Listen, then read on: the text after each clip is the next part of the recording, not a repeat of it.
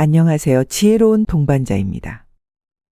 여러분, 혹시 요즘 작은 일에도 마음이 쉽게 흔들리고 나만 이렇게 예민한가? 왜 이렇게 사소한 일에도 마음이 쓰이지? 이런 생각으로 본인을 자책하고 계시진 않나요? 하지만 사실 이런 예민함이 우리 마음이 보내는 특별한 신호일지도 모릅니다. 마음이 고운 사람일수록 세상살이가 더 힘들다. 라는 말이 있습니다.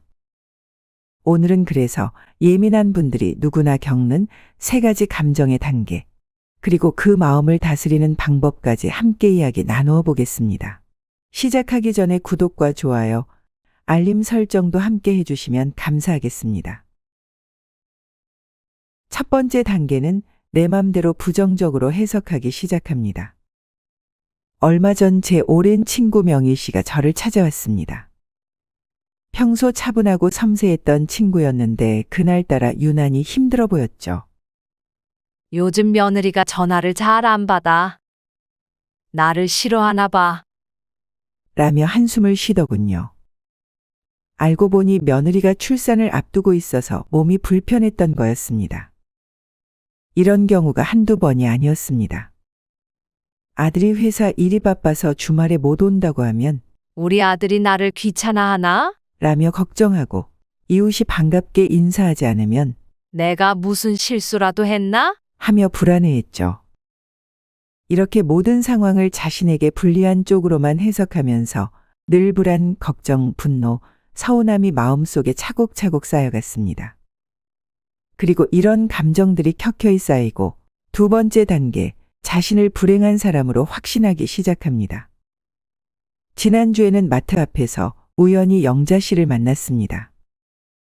늘 깔끔하고 밝은 모습이었는데 그날은 유난히 피곤해 보였어요. 같이 커피라도 한잔하자고 했더니 별말 없이 따라오더군요. 크리스마스 시즌이라고 마트에 케이크랑 파티용품이 잔뜩 있더라. 우리 손주들 생각나서 발길이 떨어지질 않았어. 한숨 섞인 목소리로 휴대폰을 꺼내 보여줬습니다. 여기 봐. 우리 큰 며느리가 올린 동영상. 손주들이랑 시부모님이랑 케이크 만드는 영상이야. 나는 연말에도 못 본다고 하면서. 내 인생은 왜 이렇게 불행할까? 다른 사람들은 다 잘 사는 것 같은데. 늘 주변의 작은 기쁨도 눈에 들어오지 않고 좋은 일이 생겨도 이럴 때가 있나? 하며 의심하는 영자 씨입니다. 마음은 물과 같아서 맑게 하면 맑은 것이 비치고 흐리게 하면 흐린 것이 비친다. 이처럼 모든 상황을 부정적으로만 해석하다 보면 결국 우리의 마음도 흐려집니다.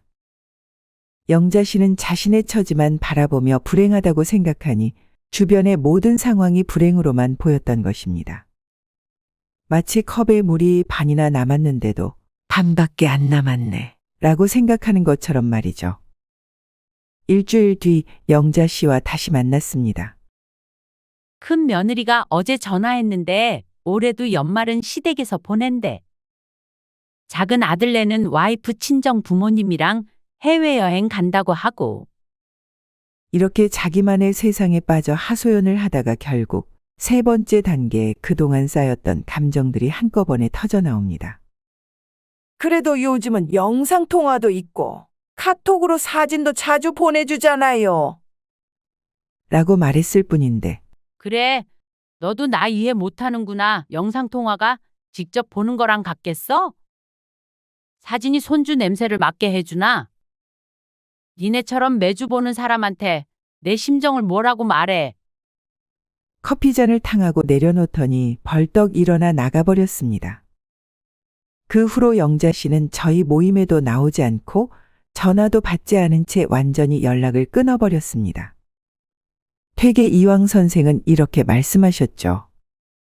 마음속 응어리를 풀지 못하면 작은 불꽃도 큰 불이 될 수 있다. 우리의 예민한 마음은 어쩌면 내면의 어떤 상처나 채워지지 않은 욕구를 알려주는 일종의 신호등 같은 것인지도 모릅니다. 그것을 무조건 참고 억누르기보다는 그 신호가 우리에게 무엇을 말하려 하는지 귀 기울여 들어볼 필요가 있습니다. 50년 넘게 살아보니 참 신기한 것을 발견했습니다. 제가 오늘은 정말 불행한 날이야 라고 생각하면 정말로 그날은 모든 일이 꼬이더라고요.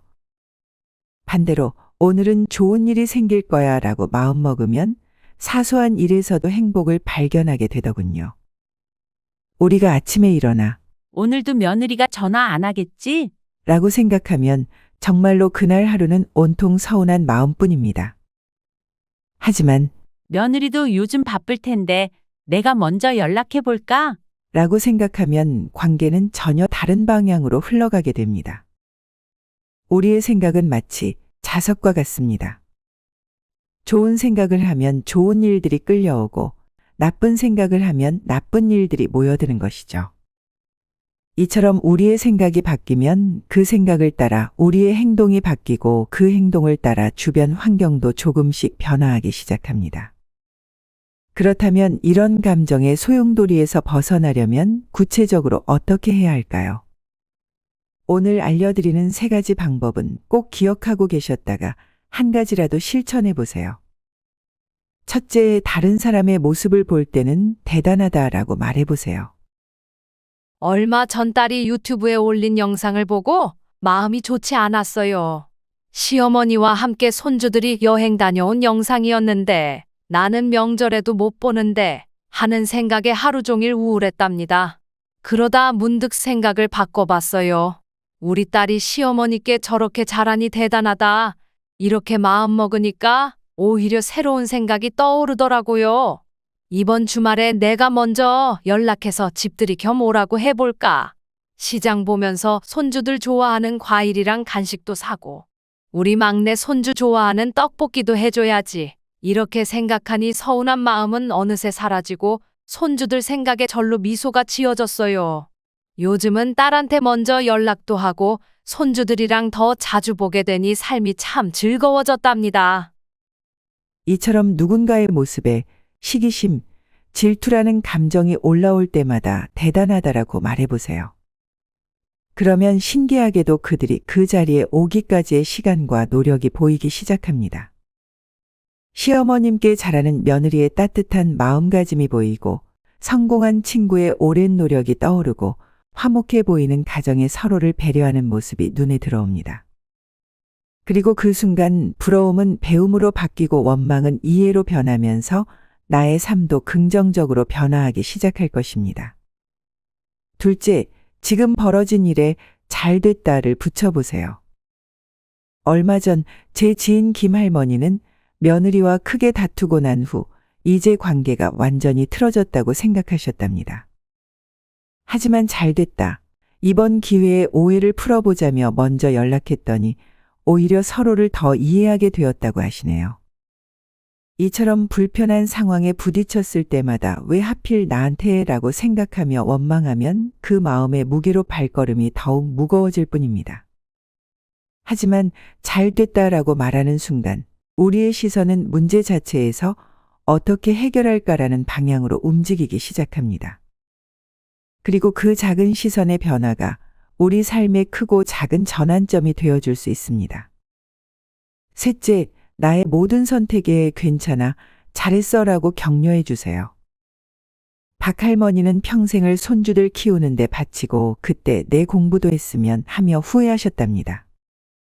하지만 괜찮아, 그때 최선을 다했어라고 스스로를 다독이며 새롭게 문화센터에 다니기 시작하셨고 지금은 매주 즐거운 모임을 하신답니다. 이처럼 과거의 선택을 마주할 때마다 우리는 종종 그때 그랬더라면 하는 후회에 빠집니다. 하지만 그 시절에 나는 그때의 상황에서 그때의 지식으로 그때 할 수 있는 최선의 선택을 했을 겁니다. 40대에 가진 지혜로 20대의 선택을 후회하고 60대의 눈으로 40대의 결정을 비난하는 것은 너무나 가혹한 일이죠. 지나간 시간을 후회하며 발목 잡히는 대신 괜찮아, 잘했어라는 말로 그때의 나를 따뜻하게 안아주세요. 그래야 앞으로의 선택도 더 지혜롭고 담대해질 수 있습니다. 여러분, 오늘 이야기를 통해 어떤 것을 깨달으셨나요? 저는 여러분이 꼭 기억하셨으면 하는 딱 한 가지가 있습니다. 바로 어떤 생각을 품느냐에 따라 그와 비슷한 상황이 끌려오게 된다는 것입니다. 내가 불행하다는 생각을 품으면 불행한 일들만 계속 눈에 띄고 나는 감사한 사람이다라고 생각하면 감사한 일들이 하나둘 모여들기 시작하죠. 오늘부터 여러분의 마음속에 대단하다, 잘됐다, 괜찮아, 잘했어. 이 세 가지 긍정의 자석을 심어보시는 건 어떨까요? 그러면 분명 여러분의 하루가 조금씩 달라질 것입니다. 오늘도 함께 해주셔서 정말 감사합니다. 다음에 또 유익한 이야기로 찾아뵙겠습니다. 구독과 좋아요로 응원 부탁드리며 늘 건강하고 행복하세요. 지혜로운 동반자였습니다.